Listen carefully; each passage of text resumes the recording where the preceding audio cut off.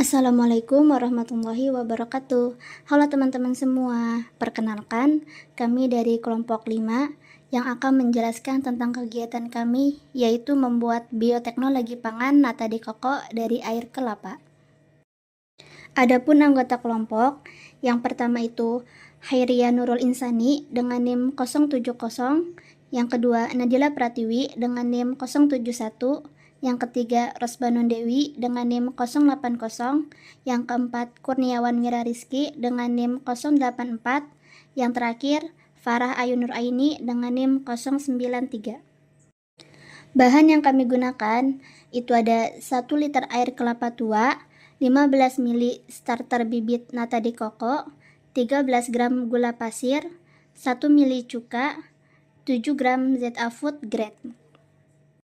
Sedangkan alat yang kita gunakan itu ada nampan, sendok, panci, dan kompor gas atau portabel.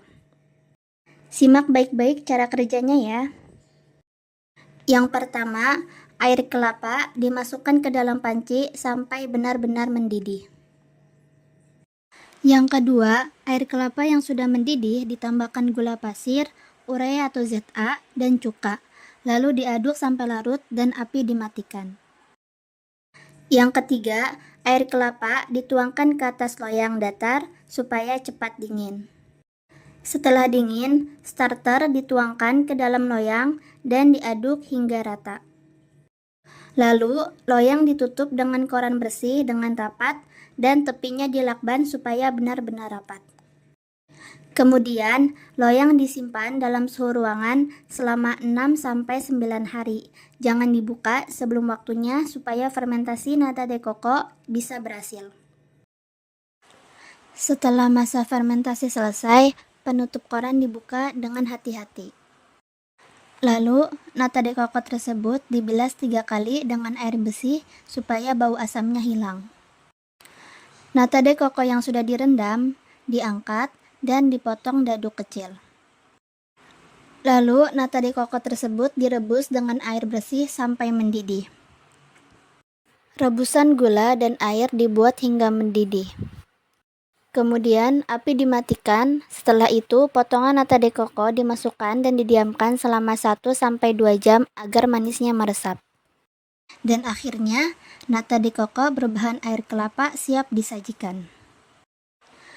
Hasil yang diperoleh dari percobaan tersebut bahwa pembentukan nata de coco terjadi karena proses pengambilan glukosa dari larutan gula atau gula dalam air kelapa oleh sel-sel Acetobacter pseudomonas dan menggunakan gula sebagai sumber karbon serta sedikit ZA untuk memenuhi kebutuhan sumber N bagi tubuh bakteri. Kemudian, glukosa tersebut digabungkan dengan asam lemak membentuk prekursor atau penciri nata pada membran sel.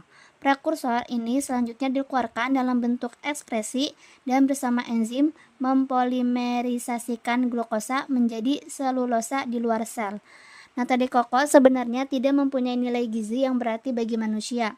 Oleh sebab itu, produk ini dapat dipakai sebagai sumber makanan rendah energi untuk keperluan diet.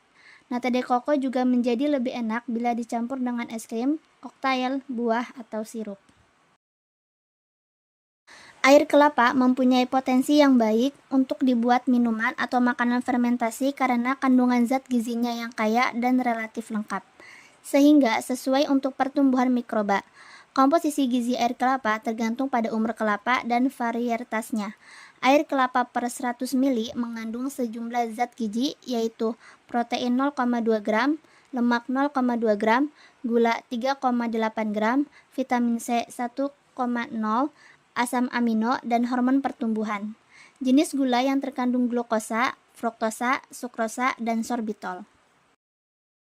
Dapat disimpulkan bahwa nata de coco adalah produk yang terbentuk melalui proses fermentasi air kelapa oleh bakteri Acetobacter pseudomonas. Bakteri ini mengambil glukosa dari larutan gula dalam air kelapa dan menggabungkannya dengan asam lemak, membentuk prekursor yang kemudian diekstraksikan sebagai selulosa di luar sel bakteri. Meskipun nata de coco memiliki sedikit nilai gizi bagi manusia, produk ini populer sebagai makanan rendah energi yang dapat digunakan dalam diet. Proses pembuatan nata de coco sangat dipengaruhi oleh faktor-faktor seperti oksigen, pH, suhu, dan kebersihan yang penting untuk menghasilkan produk berkualitas baik.